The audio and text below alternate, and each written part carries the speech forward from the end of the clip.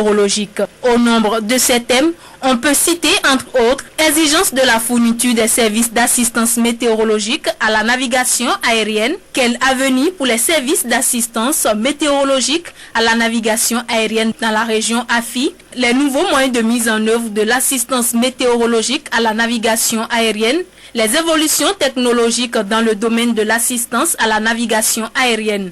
Autant de thèmes qui ont abouti à des recommandations de la part des participants à ce symposium pour relever les enjeux et défis de l'assistance de la météo à la navigation aérienne. Au vu de l'importance des résultats et conclusions auxquels la réunion a abouti, la réunion recommande aux fournisseurs des services de la météorologie aéronautique de s'en approprier pour procéder à la définition d'une stratégie et de l'élaboration d'un plan d'action pour le maintien et l'amélioration de la qualité des services de la météorologie aéronautique.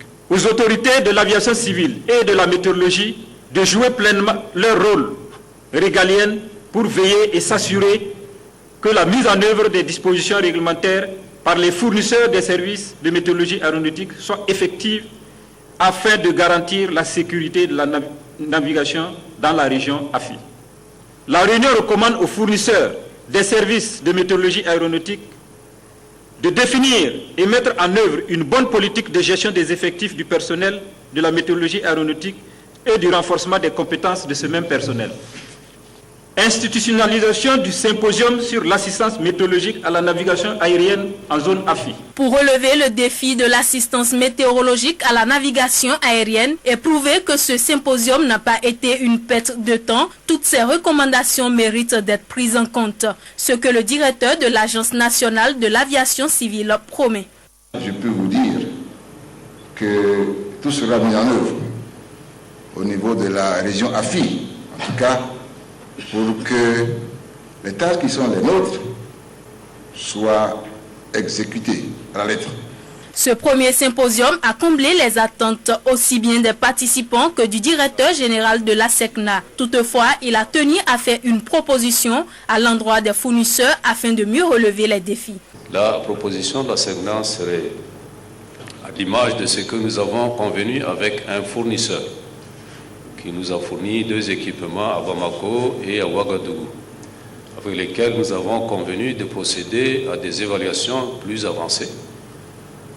À l'exemple de cela, je voudrais appeler d'autres fournisseurs à nous faire une proposition d'installation d'un système de prévention de cisaillement pour qu'ensemble nous puissions évaluer sur des terrains à SECNA le système et faire bénéficier à toute la région Afrique et Océan Indien de la pertinence de ces systèmes-là. Les rideaux sont tombés certes sur ce premier symposium de l'assistance météorologique à la navigation aérienne, mais les travaux se poursuivent ce jeudi avec la 3e réunion des fournisseurs de services de navigation aérienne de la région AFI. Trouver des solutions idoines aux difficultés constituant des barrières à la mise en place effective du marché commun, c'est ce qui a motivé l'Union économique et monétaire ouest-africaine à tenir une réunion de concertation ce matin au Novotel Orisha de Cotonou. Entre autres participants à cette séance, des experts, le commissaire chargé du département du marché régional du commerce et le ministre de l'économie et des finances du Bénin, Idriss Daouda Amougovi et Banabé Messan. Cette réunion de concertation des ministres chargés de la police, des douanes, de la gendarmerie, du commerce et des transports des États membres de l'UEMOA fait le point de la situation socio-économique de l'Union. Les experts notent des motifs de satisfaction sur l'état du marché intérieur de l'espace UEMOA, mais des barrières s'érigent sur la voie de la construction d'une union homogène et économiquement viable. Des manquements sont notés aux différentes frontières, ce qui préoccupe les experts de la commission de l'UEMOA. Un appel a été lancé pour plus de volonté politique de la part des décideurs. Appel bien reçu par le gouvernement béninois qui a délégué 3 ministres pour prendre part aux travaux. On peut certes se féliciter des progrès réalisés aussi bien dans le domaine de la libre circulation des biens, du tarif extérieur commun que de la concurrence. Au titre de la taxe préférentielle communautaire, plus de 3600 produits émanant de 751 entreprises communautaires circulent libres de tout droit de douane à ce jour, tandis que la part des échanges intracommunautaires dans le commerce global de l'Union est passée de 10,6% en 1996 à 15,5% en 2007. Pour plusieurs experts, le développement des pays membres passe par la santé économique de l'Union, raison pour laquelle cet espace doit faire preuve d'ambition pour promouvoir sa vision pour les années à venir. Celle d'une union débarrassée de ses multiples entraves, consolidée par un régime de libre pratique, un visa communautaire, un système de normalisation et d'accréditation communautaire complété par une législation sur la libre circulation des services et biens. La promotion des échanges intercommunautaires et l'amélioration de la fluidité du trafic entre les pays de l'UEMOA permettront à cette zone de peser de façon honorable dans la globalisation. Les meilleurs apprenants aux divers examens nationaux, à savoir CEP, BEPC, CAP, BAC, ont été récompensés hier. C'était à travers le jour des premiers organisé par l'organisation non gouvernementale Le Plus. Cette cérémonie a enregistré la participation d'autorités politico-administratives, de responsables d'établissements, parents, d'élèves et du grand public. Roland Darefa et Rachidi Sougou. Après l'effort, le réconfort, dit-on. Et c'est pour rester fidèle à cet adage que l'organisation non gouvernementale Le Plus, par le truchement du jour des premiers, récompense chaque année les 3 premiers du Bénin aux différents examens nationaux. Le jour des premiers a choisi ainsi de s'inscrire dans une démarche permanente de culture de l'excellence en milieu scolaire et estudiantin et d'encourager les élèves et étudiants les plus méritants. Nous constatons que les moyennes des meilleurs élèves du Bénin augmente de façon spéciale chaque année et cette année que le nombre de mentions très bien augmente lui aussi. Ce qui veut dire quoi? Le jour des premiers a un impact sur les élèves qui sont déjà sûrs de réussir, donc les meilleurs de la classe. Comment faire pour motiver ceux qui ont 8 ou 9 sur 20? Comment faire pour motiver chaque élève dans cette salle qui n'a pas eu la moyenne au cours des premiers devoirs, comment faire pour le motiver?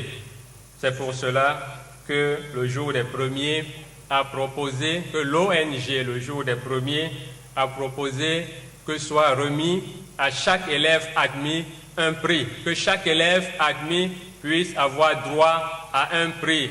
À cette cérémonie, soutenue par le réseau GSM Move, les lauréats ont reçu plusieurs lots faits de motos, de micro-ordinateurs, de vélos, de portables, de posters et autres. Cette célébration de l'excellence s'est déroulée en présence du ministre de l'Enseignement secondaire et d'un parterre de chefs d'établissement. Nous, étant chefs d'établissement, notre soutien, n'est-ce pas, au JDP, c'est de faire en sorte que nos enfants travaillent bien dans nos établissements pour que nous soyons chaque année, n'est-ce pas, à cette fête que Nana René organise. Je profite de ce podium pour dire merci à M. Nana pour ce qu'il fait. Parce que ce qu'il fait là concorde bien avec les objectifs du gouvernement béninois, à savoir la promotion de l'excellence en milieu scolaire. L'aventure du jour des premiers a démarré en 2003. Cette 8e édition coïncide avec la 2e édition des récompenses attribuées aux enseignants et aux établissements qui cultivent chaque jour l'excellence en milieu scolaire et estudiantin.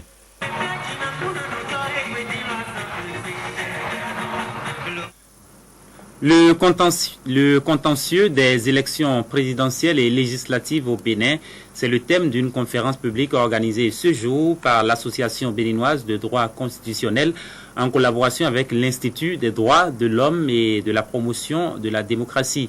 L'importance de cette conférence est de voir comment faire en sorte que la gestion du contentieux électoral fasse de nos élections présidentielles et législatives les plus libres et transparentes que possible. Le reportage d'Heribert Labelle-Adjovi.